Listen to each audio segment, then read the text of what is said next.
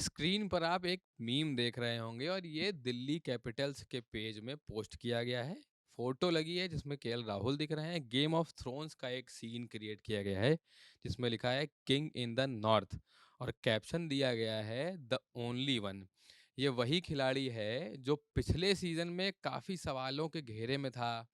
एक टीम थी, उसके ओनर ने उनकी बैटिंग, उनकी फॉर्म पर सवाल खड़े किए थे। लेकिन अब दूसरी टीम है जिसने उन्हें खरीदा और उनको अब किंग बना के सोशल मीडिया पर बेच रही है एक तरीके से। और बेच इसलिए भी रही है क्योंकि वो जो उनकी फॉर्म है वो इस सीजन एकदम, वो कहते हैं ना कि एकदम अंटे पे है, एकदम लगातार बल्ला चल रहा है और धमाके से चल रहा है। तो मैच तो खत्म हो गया और दिल्ली की टीम ने लखनऊ को हरा दिया है।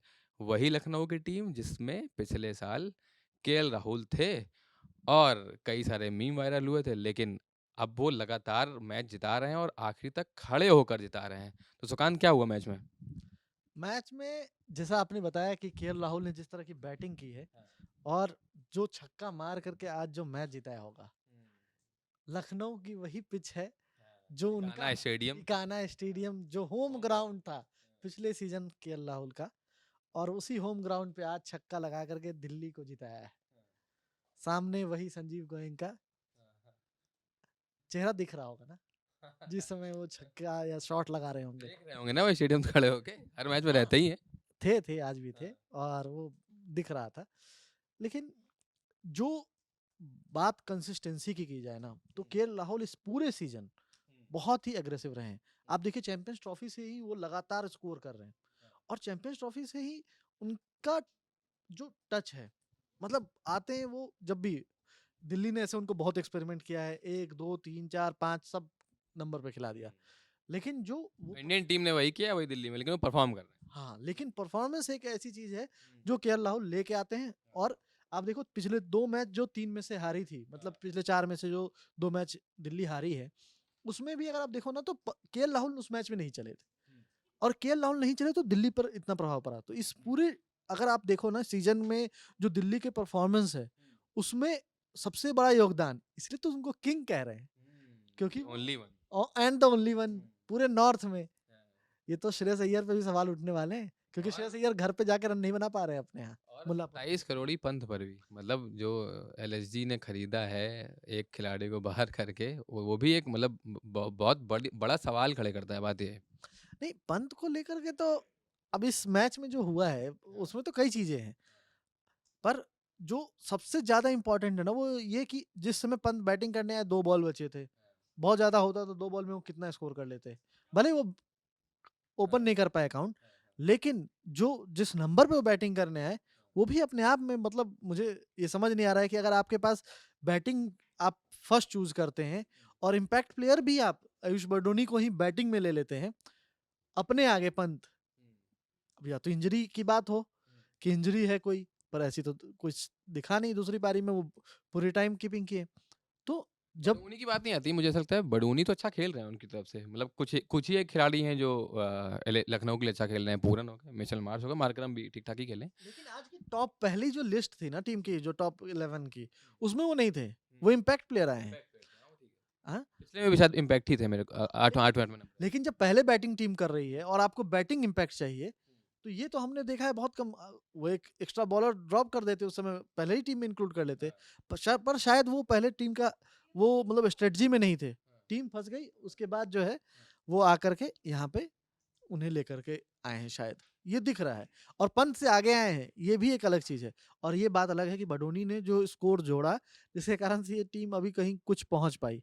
और ये बात सवाल उठ रहा था कि ये टीम जिसकी बैटिंग और खास करके जो लखनऊ की पिच है, आप देखिए चेन्नई के अगेंस्ट यही हाल हुआ था।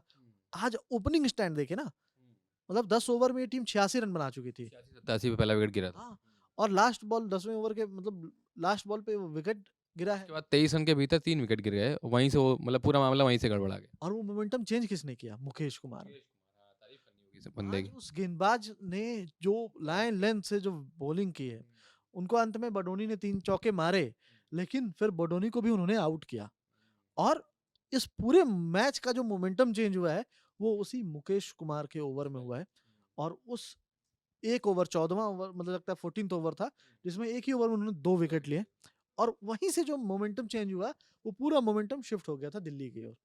दिल्ली में पोरेल ने अच्छा स्टार्ट दिया, फिर हाँ, पोरेल पे भी आने वाला था, बहुत अच्छी बैटिंग, वो वर्ल्ड कप भी अच्छी बैटिंग कर रहा है। वो लड़का बहुत टैलेंटेड है और ये कई बार चर्चा में भी आती है कि साई सुदर्शन की तरह पोरेल में भी वही बात है, वही कंसिस्टेंसी है जो साई सुदर्शन में दिखती है।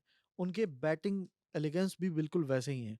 ऐसे तो वो वेस्ट बंगाल के लिए खेलते हैं, लेकिन अभिषेक पोरेल ने जो पिछले 2 सीज़न से दिल्ली को स्टार्ट दिया है ना, वो कंसिस्टेंसी उनमें है। लखनऊ की बॉलिंग की भी चर्चा करनी होगी थोड़ी। विकेट मिल रहा है एडन मार्करम को, आपके पास जितने मेन बॉलर हैं वैसे तो है ही नहीं। शुरुआत से ही बात हो रही, मयंक यादव है नहीं, वो खेल नहीं रहे हैं, और आवेश खान वगैरह और शार्दुल ठाकुर, लेकिन वही है, मतलब आप सोचिए एडन मार्करम सिर्फ विकेट निकाल के दे रहे हैं आपको। मैं जो आपको इम्पैक्ट प्लेयर वाली बात बोल रहा था ना, वो इसलिए बोल रहा था क्योंकि मुझे लगता है जो आज जो स्ट्रेटजी थी लखनऊ की, वो यही थी कि हम मयंक यादव को लेके आएँगे। मुझे तो यही लगता है। लेकिन हुआ क्या है कि बैटिंग में जो लगातार जो ये जो कोलैप्स हुआ है ना, उसके कारण से उनको अपने पूरे कॉम्बिनेशन को चेंज करना पड़ा है और बडोनी फिर उनको लेके आना पड़ा है। और लास्ट में पंत ने डिफेंड किस चीज़ से किया पता है? उन्होंने कहा है कि मयंक यादव अभी तुरंत एनसीए से आए हैं, तो हम थोड़ा उनको बचा रहे हैं, इसीलिए इस मैच में उनको नहीं मौका दिए। और आप सोचो वो ठीक है, मैं समझ रहा हूँ कि वो बचाना ज़रूरी है, एनसीए से आए हैं और अभी फिटनेस उनकी इम्पोर्टेंट चीज़ है। लेकिन आप ऐसे क्रूशियल मोमेंट्स में आज ये मैच आपको कोई ना कोई स्ट्राइकिंग बॉलर तो चाहिए था ना, जो आकर के मोमेंटम चेंज करता। वो आज नहीं हुआ। बॉल में आज रिवर्स स्विंग हो रही थी। मुकेश कुमार को बहुत अच्छी रिवर्स स्विंग मिली है। तो वो चीज़ यूज़ कर पाना वो नहीं दिखा। वो लखनऊ में वो लगातार उसकी बॉलिंग पर ये सवाल उठ रहे हैं और ये भी सवाल उठ रहे हैं कि जिस मैच में निकोलस पूरन नहीं चलते, उस दिन ये टीम फँस जाती है। और जो भी अभी तक मैचेस जीते हैं उसमें मार्श, निकोलस पूरन इनका ही योगदान रहा है।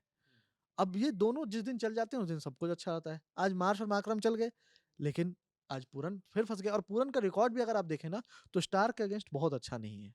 और वही आज हुआ, स्टार्क ने उनको आउट किया है। तो लगभग वही सीन है, चूज़ कुछ चीज़ें रिपीट हो रही हैं, पर जो केएल राहुल और अभिषेक पोरेल ने जो पारी खेली है, वो देखने लायक थी और अभिषेक 69 की पार्टनरशिप, आई थिंक 49 बॉल्स। बिल्कुल। और केएल राहुल ने जो जिस तरह से बैटिंग की है, वो अब अभी बहुत अच्छे टच में है और ये पूरे सीज़न आपको मैं बता रहा हूँ ये पूरे सीज़न अभी 323 या 24 रन उनके हुए 7 हैं। मैच में 323 रन। हाँ, 7 मैच में। पहला मैच उनकी बेटी हुई थी तो वो नहीं खेले थे। नहीं तो अभी वो ऑरेंज कैप के दावेदारों में से एक होते। जो उस टॉप लिस्ट है क्योंकि उनका हाईएस्ट स्कोर भी आपको याद होगा 93 रन्स जो उन्होंने बनाए थे। तो मतलब ये सीज़न बहुत अच्छा जा रहा है और हमें उम्मीद है कि केएल राहुल सच में नॉर्थ के किंग तो बन रहे हैं और वो बनेंगे आगे चल के भी और स्कोर अभी आने वाले हैं। तो मतलब वही है कि अब दिल्ली मैच जीत गई है, 8 मैच में 12 पॉइंट हो गए हैं टीम के, और सेकंड पोजीशन पे पॉइंट टेबल में।